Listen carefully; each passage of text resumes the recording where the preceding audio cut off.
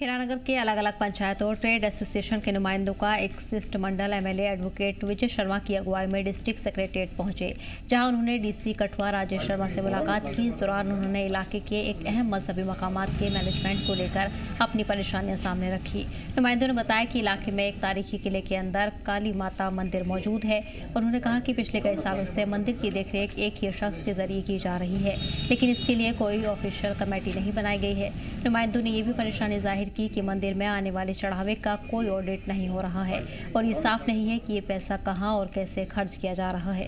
उन्होंने इंतजामिया से मांग की है कि इस पूरे मामले की शफाफियत से जांच की जाए और मंदिर के मैनेजमेंट को अपने अंदर लेकर एक ट्रांसपेरेंट सिस्टम नाफिज किया जाए। इसके साथ ही उन्होंने मंदिर के डेवलपमेंट और अकीदतमंदों के लिए बेहतर सहूलत फराहम करने की मांग की है। डीसी कठुआ ने डेलीगेशन की बातों को ध्यान से सुनते हुए भरोसा दिलाया कि उनकी मांगों पर जल्द कार्रवाई की जाएगी। शिष्टमंडल एमएलए साहब की चेयरमैनशिप असें डीसी साहब कन्नै मुलाकात की है रिगार्डिंग कि साढ़ा उत्थे जसमेतगढ़ किला है, इत्थै मंदिर है बड़ा प्राचीन काली माता का, उत्थे बड़ी मिसएप्रोप्रिएशन होंदी है।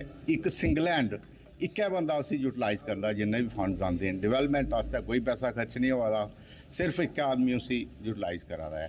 अस डी साहब गी मिले अज, अस चाहते हैं कि सारा पैसा जेह्ड़ा कट्ठा होइए ते उत्थे डिवेलपमेंट वास्ते लग्गे।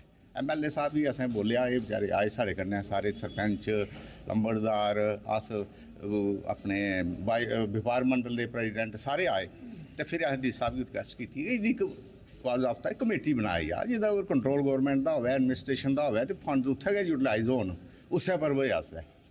तो उन्हें सानू ये अश्योरेंस दी है कि अस जल्दी इसकी कमेटी बनागे और इहदे पर गौर करके।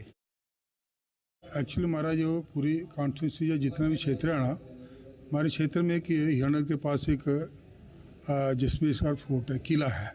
किले के मंदिर एक प्राचीन मंदिर है काली माता का, उसकी बड़ी मान्यता है, लोगों की श्रद्धा उसके प्रति बहुत ज़्यादा है और पूरे साल भर जो वहाँ श्रद्धालु वहाँ अपना माथा टेकने जाते हैं और नवरात्रों में तो बहुत ज़्यादा रश होता है।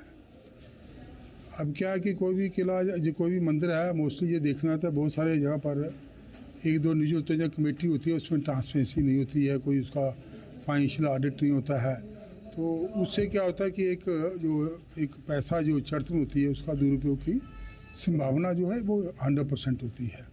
तो लोगों के मन में भी था कि इतना अच्छा मंदिर है, इतना अच्छा स्थान है और वहाँ पर 25-30 साल से एक पर्टिकुलर आदमी जो पास के गांव का रहने वाला है वहाँ पर वो रहते हैं और सारे का सारा फाइनेंशियल को तो उसके हाथ में।